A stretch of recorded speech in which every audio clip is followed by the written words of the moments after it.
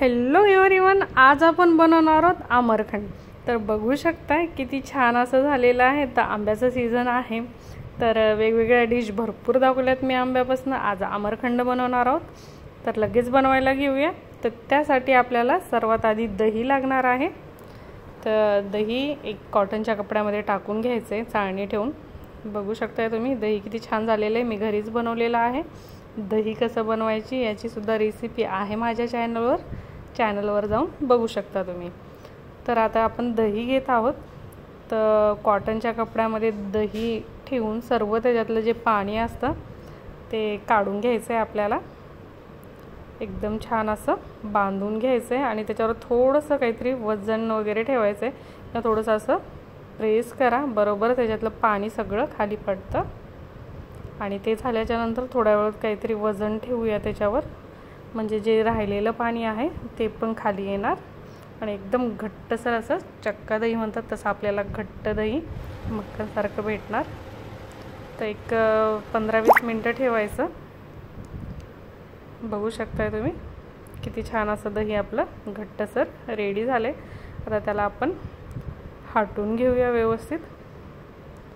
थोडा वेळ लागतो, पण एकदम छान असं फेटून घ्यायचे। दही मी फेटून घेत आहे, तोपर्यंत आपण साखर आणि 2-3 विलायची घेऊन पिठी साखर करून घ्यायची। जसं गोड आवडतं आपल्याला तेवढी साखर टाकायची आणि विलायची 2 ते 3 टाकायच्यात। तर बघा साखर टाकल्याच्या नंतर थोडंसं त्याला पाणी सुटतं आणि एकदम सॉफ्ट असं होतं। तर एक 5 मिनटं तरी आपल्याला छानपैकी फेटून घ्यायचे।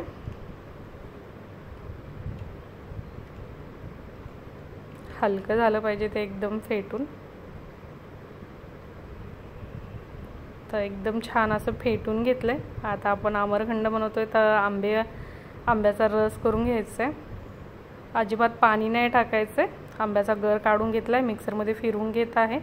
एकदम घट्टसर असा आंब्याचा रस टाकून घेत आहे बघा।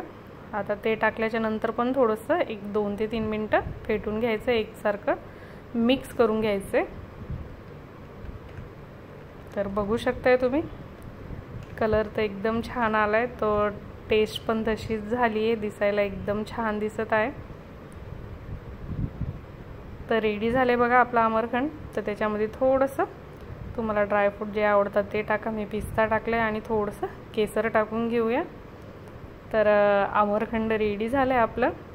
आता याच्यासोबत खाण्यासाठी पुरी किंवा तुम्ही चपातीसोबत खा किंवा नुसतं पण खा, खूप छान झालं आहे आणि टेस्टी पण झाले भारी।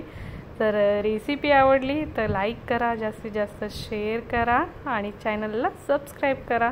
माझा पूर्ण व्हिडिओ बघितल्याबद्दल थँक्यू। परत भेटू एक नवीन रेसिपीसोबत। Bye bye.